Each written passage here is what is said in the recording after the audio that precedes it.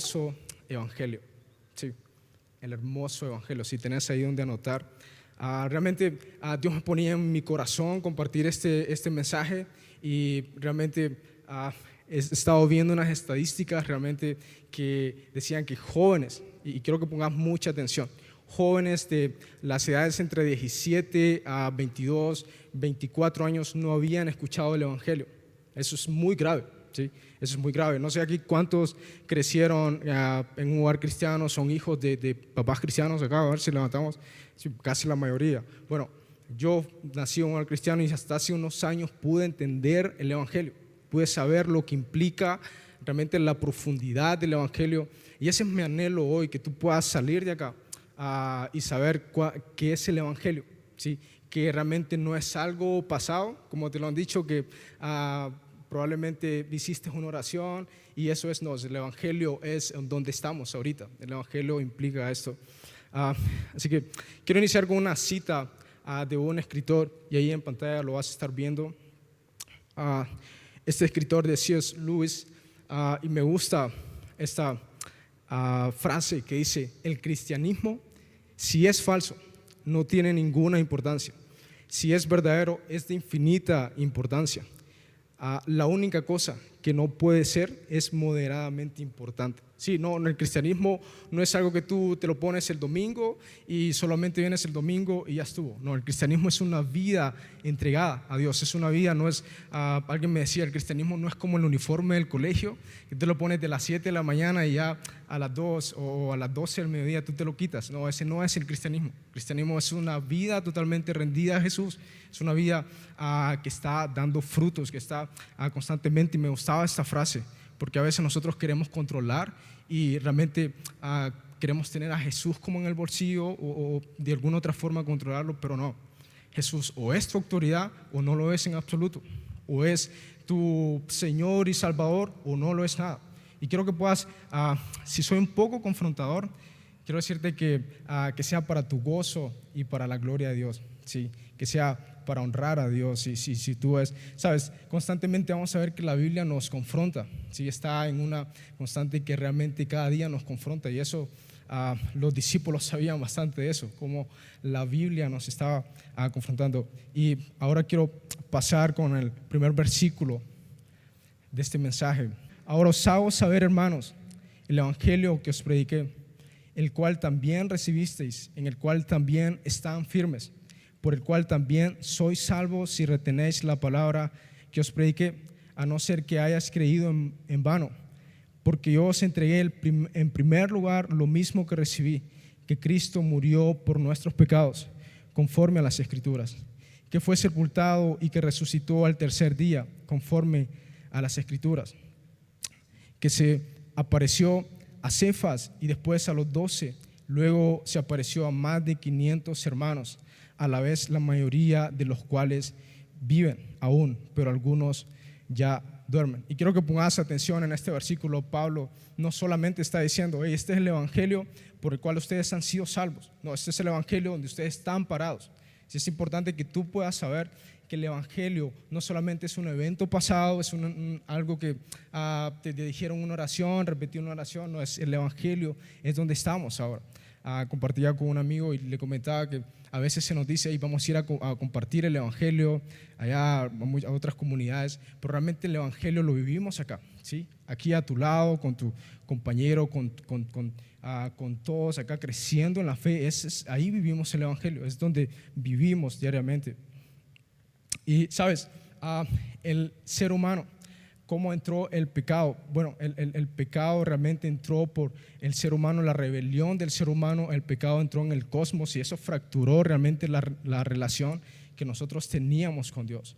Pero hay algo que me interesa bastante y algo que me gusta bastante, y me llama mucho la atención, es cómo Dios se mueve a nosotros, cómo Dios en su infinita gracia, Él se mueve hacia nosotros. Nosotros somos un agente pasivo en eso. No somos nuestra fuerza, no es lo bueno que tú eres, no es cuánto tú pones de tu esfuerzo, es que Dios se mueve por pura gracia y misericordia, y eso me llama mucho la atención.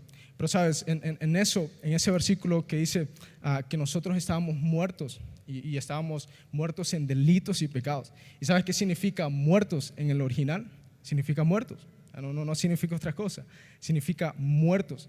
Y no sé si has visto una persona muerta, no hay movimiento, y así estábamos nosotros, muertos en delitos y pecados. Pero ¿cuál es la respuesta de la humanidad a un Dios bueno?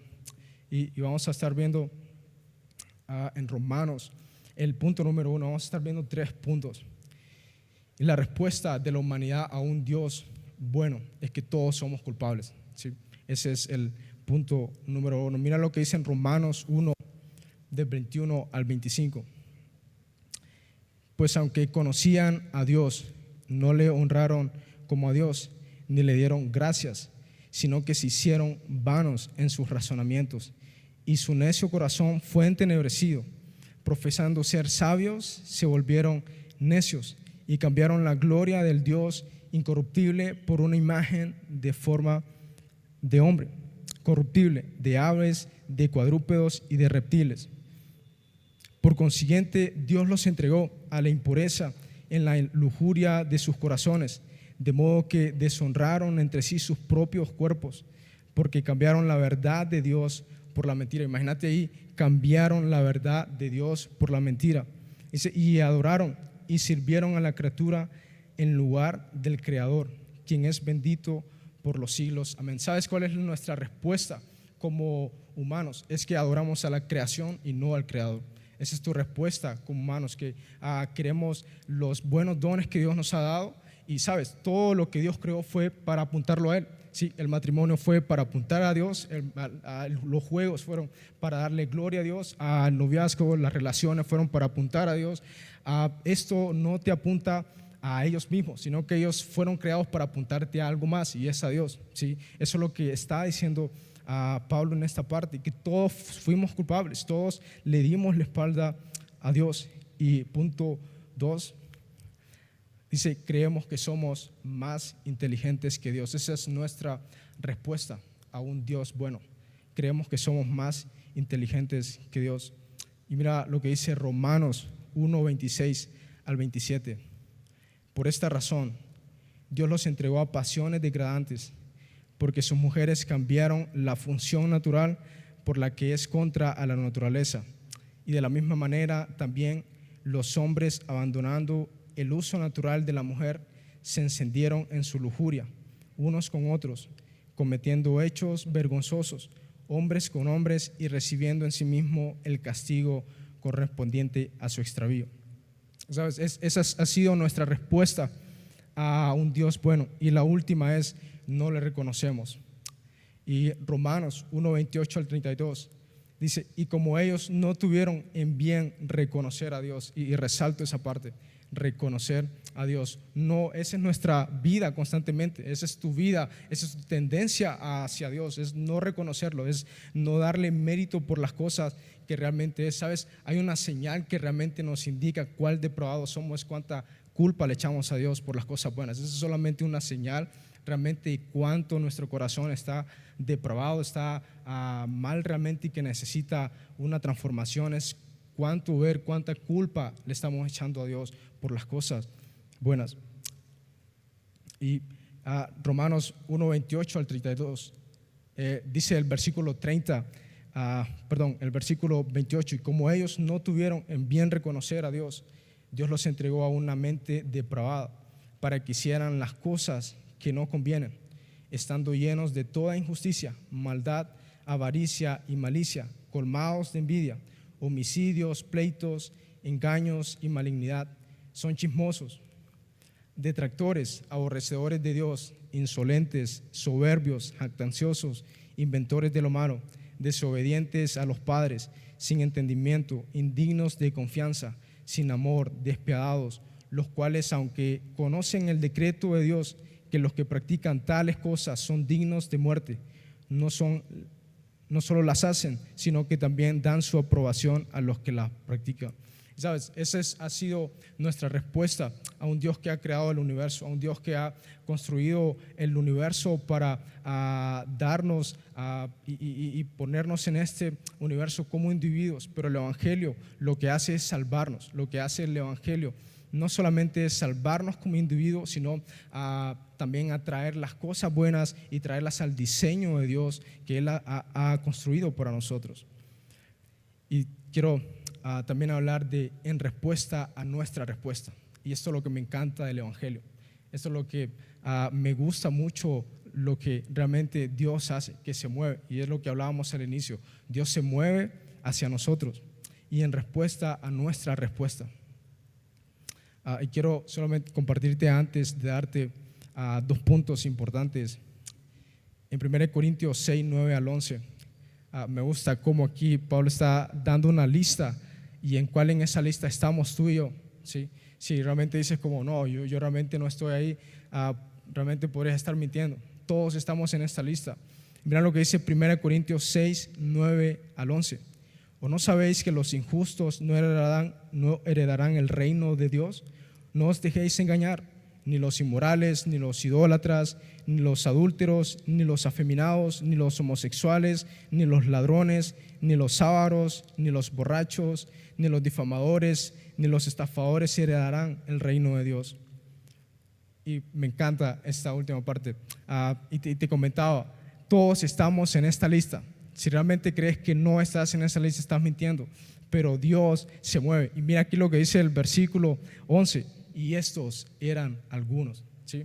Estos eran ustedes, estos éramos nosotros. Pero en su gracia Jesús se ha movido, en su gracia, en su misericordia. Él ha venido a poder rescatarnos. Él ha venido a darnos vida nueva, la buena noticia. Eso significa la palabra evangelio, la gran noticia, la buena noticia. Y dice el 11, y estos eran algunos de vosotros, pero fuisteis lavados, fuisteis santificados, fuisteis justificados en el nombre del Señor Jesucristo y en el Espíritu de nuestro Dios. Sabes, tú no pones algo de fuerza para que Dios te pueda santificar, justificar. No, realmente eso lo hace Él. Él te dice, Él, fuiste santificado, fuiste justificado, fuiste lavado con su sangre. No eres tú el que haces algo que tú puedas poner un poco de fuerza o algo que le puedas ayudar. No, realmente es Dios el que lo hace.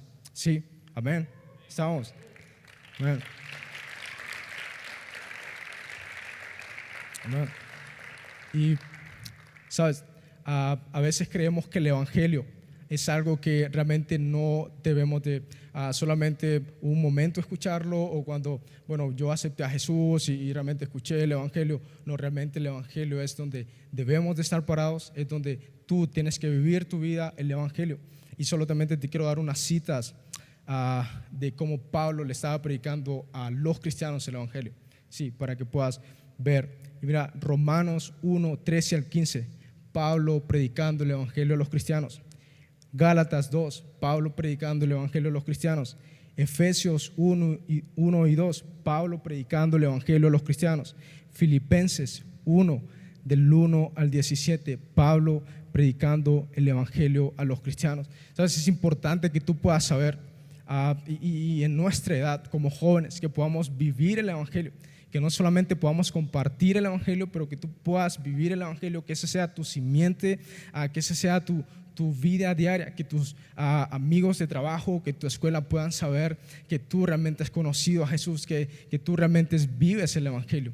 Y leíamos en 1 Corintios, este es el Evangelio, que Cristo murió por nosotros y que fue sepultado, pero Él resucitó. ¿Sabes? Lo que nos hace ver de que realmente el cristianismo es real es porque Jesús resucitó. Si Jesús no hubiese resucitado, esto fuera mentira, pero Jesús resucitó. Amén. Eso es nuestro gozo como cristianos. Eso es como nuestra alegría, que Jesús resucitó. Amén. Ahora quiero decirte, y esto es lo que debemos de aprender, qué es lo que significa estar en el Evangelio, qué es lo que significa estar cimentados, parados en el Evangelio. Y vamos a ver el punto número 1. Y es creer que fui liberado de mi naturaleza pecaminosa. Ese es el punto número 1, creer de que fui liberado de mi naturaleza pecaminosa. Y mira lo que dice Romanos 6, del 1 al 4. Ahora bien, ¿Deberíamos seguir pecando para que Dios nos muestre más y más su gracia maravillosa? Por supuesto que no.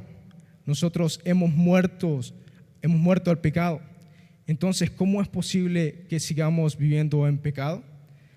¿O acaso olvidamos que cuando fuimos unidos a Cristo Jesús en el bautismo, nos unimos a Él en su muerte? Pues hemos muerto y fuimos sepultados con Cristo mediante el bautismo.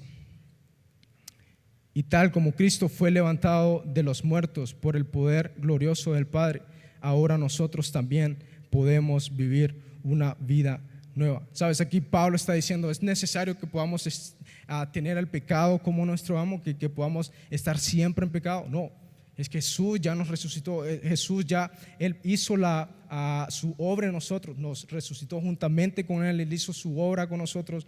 Ahora Él está cuestionando, ¿vamos a seguir en el pecado para que la gracia abunde? Para nada, de ninguna manera. Jesús ya lo ha hecho todo. Jesús ya nos ha limpiado. Jesús ya nos ha justificado. Ya no debemos de vivir en el pecado. Ahora, si tú estás viviendo una vida que realmente tú miras y dices, wow, pero realmente yo sigo pecando y no puedo salir acá, no puedo salir de esto. Déjame decirte que no es cuántas cosas nosotros podamos hacer y lo fuerte que nosotros podamos ser, es que podamos dejarle eso a Dios y que Él esté transformando nuestra vida. Sabes, el cristianismo no es ser una buena persona, no es que antes yo me drogaba y ahora ya no me drogo. No, el cristianismo no es eso, es que a partir de la salvación tú vives una vida que honra a Dios. No, tú no te ganas la salvación porque vienes a la iglesia o porque haces esto y lo otro. No, a partir de la salvación tú vives para la gloria de Dios, vas con tu familia, vas con tus compañeros para la gloria de Dios. Ese es el evangelio. Ese es el evangelio, que tú a partir de la salvación ahora vives una vida que no habita pecado. Y aquí Pablo está diciendo, deberíamos de seguir pecando. ¿Deberías tú de seguir pecando para que la gracia abunda? De ninguna manera. ¿Sabes? Fuimos unidos a Cristo Jesús en el bautismo. Nos unimos a Él. Y Él nos ha llamado a nosotros. Nos ha llamado a que podamos reconocer de que fuimos rescatados de nuestra naturaleza pecaminosa. Ese es uno de los puntos de poder vivir en el evangelio, de poder estar en el evangelio. Y punto número 2, y es, Dios nos llama a la confesión y arrepentimiento. Sí, Dios nos llama a la confesión y arrepentimiento. ¿Sabes? Y quiero darte un ejemplo. Hace unos cuantos meses, realmente yo estaba por allá atrás y me acerqué a mi pastor y le pude compartir muchas cosas que realmente yo estaba luchando. Y realmente eso fue de mucha bendición porque sentí que realmente me liberó. Yo lo estaba cargando eso, pero realmente Jesús vino a hacer la obra. Cuando nosotros tenemos la ética de la confesión, cuando vivimos una vida de arrepentimiento, eso es lo que vivimos en el evangelio. Dios te está llamando a que puedas saber de que Él te ha liberado de tu naturaleza pecaminosa, de que Él te está llamando a una vida de confesión y arrepentimiento. Y sabes, si no hay odio hacia tu pecado, realmente pensarías si eres cristiano. ¿Sí? Si realmente tu vida no es una vida que estás diariamente, y Pablo le llama una guerra constante de tu espíritu, que cada día puedas estar haciendo guerra con tu pecado, realmente pensarías si sos un cristiano. Entonces es nuestra lucha de poder cada día vivir una vida, y hablaba al inicio, de poder ser discípulos que están en una rendición total a su palabra, discípulos que caminan en una integridad, que caminan en un arrepentimiento genuino, en una saber de que realmente somos pecadores y que la obra única la hace Dios. Y eso es lo que Dios nos ha llamado, a la confesión y arrepentimiento. Sabes, estas cosas no son medios para ser salvos, sino evidencias de la salvación. Eso que acabamos de ver no son medios para ser salvos, sino evidencias de la salvación. Y sabes, el evangelio es que soy un hijo de Dios y que ya no soy amo al pecado.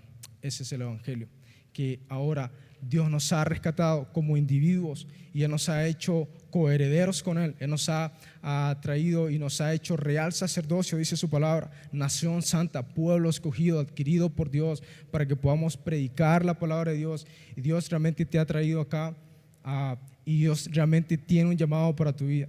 Y es que podamos crecer realmente como discípulos en su palabra. No queremos ser otra cosa más aquí en la iglesia. Queremos ser discípulos que crecen en su palabra, que realmente cada día aprenden de Dios, que cada día están haciendo las cosas conforme a la palabra de Dios. Eso es lo que Dios nos está llamando, a que vivamos una vida conforme al Evangelio. Y este es el Evangelio, que soy un hijo de Dios.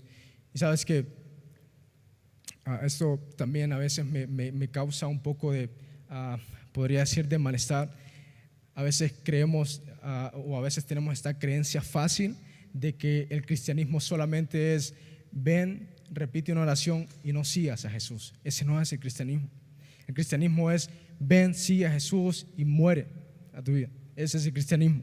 No es ven y solamente confiésalo, no es morir al yo nuestro, es realmente seguir, es cargar la cruz, es realmente decir: Jesús, yo me presento ante ti, yo soy un hijo ahora y quiero seguirte, quiero ser un discípulo fiel de ti. Y eso Dios nos está llamando, y eso es lo que yo te quiero hoy invitar, para que vivas el Evangelio, ¿sí? Que vivas el Evangelio, que vivas una vida dice Pablo acá, ¿acaso vas a estar en el pecado para que la gracia abunde? Esa libertad que Pablo nos está llamando, que Jesús nos hace el llamado a vivir en libertad. Amén. Amén. Amén. Dale aplausos a Dios, realmente. Sabes, ya para ir terminando, estabas perdido, necesitabas ser encontrado, estabas ciego, no podías ver, estábamos muertos, necesitábamos vida. Jesús vino para arreglar lo que estaba dañado. Es por eso que Jesús tiene que ir a la cruz del Calvario para morir en nuestro lugar y morir por nosotros, para liberarnos tanto de la condenación del pecado como lo que tú y yo merecíamos, como también para liberarnos del poder del pecado. No solamente vino para liberarnos de la condenación, sino también para liberarnos del poder del pecado.